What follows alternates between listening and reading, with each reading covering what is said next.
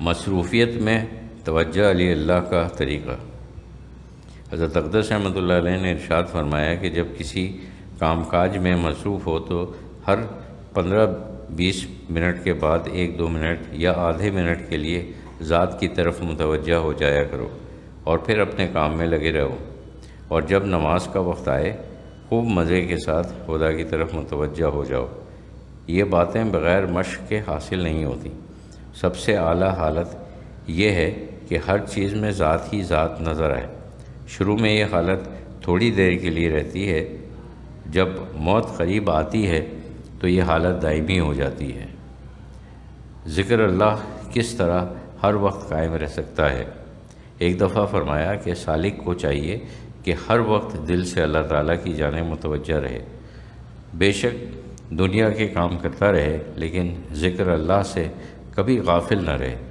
جب ایک شخص کے دانت میں درد ہوتا ہے تو اگرچہ وہ بظاہر اپنے کاروبار میں مصروف رہتا ہے لیکن درد کا احساس کبھی نہیں جاتا، یا مثلاً جب کسی آدمی کا کوئی قریبی رشتہ دار فوت ہو جاتا ہے تو اسے کاروبار کے ساتھ ساتھ اپنے عزیز کا غم بھی لگا رہتا ہے۔ اسی طرح سالک کو چاہیے خواہ کیسی ہی مصروفیت ہو ذکر اللہ سے غافل نہ رہے۔ خیال کی قوت۔ آپ نے فرمایا کہ یہ سب خیال ہے، کمزوری کا خیال دل سے نکال دو تو کمزوری جاتی رہتی ہے۔ خیال کی مضبوطی سے کرامات ظہور میں آتے ہیں۔ یہ دنیا کیا ہے؟ خیال ہی کا کرشمہ ہے۔ کن فیکون، اللہ تعالیٰ نے خیال فرمایا کہ ہو جا، ہو گیا۔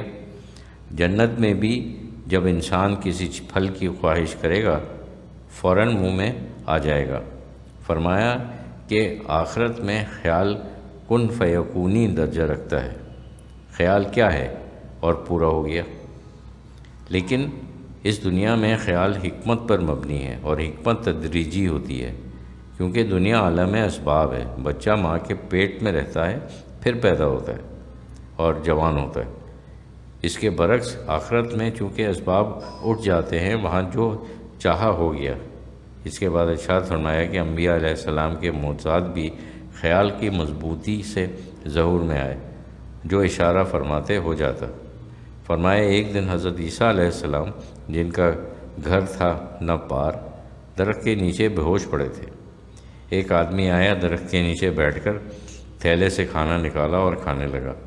کھانا کھا چکنے کے بعد اس کی نظر حضرت عیسیٰ علیہ السلام پر پڑی۔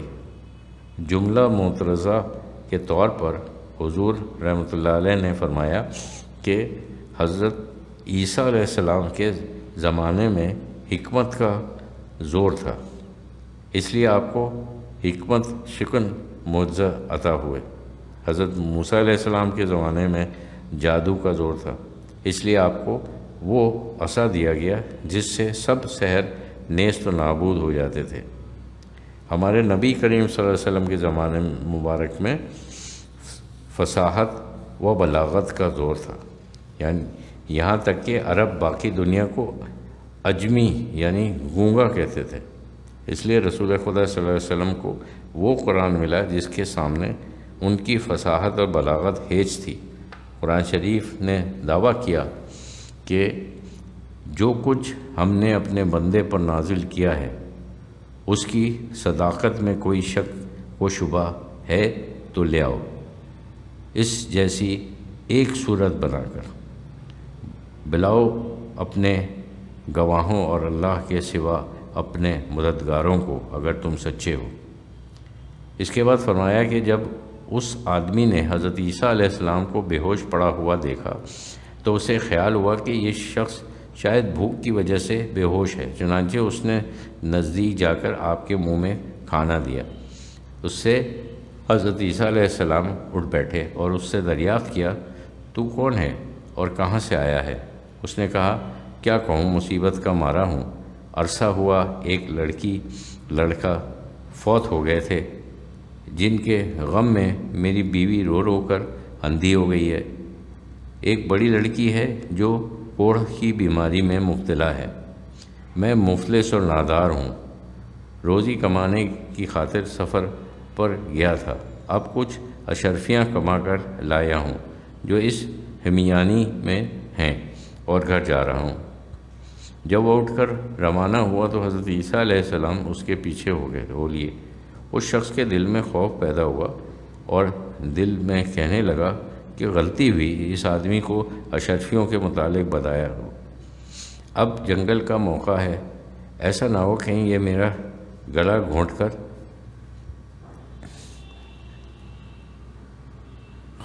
دے۔ خیر چلتا رہا اور کچھ نہ کہا۔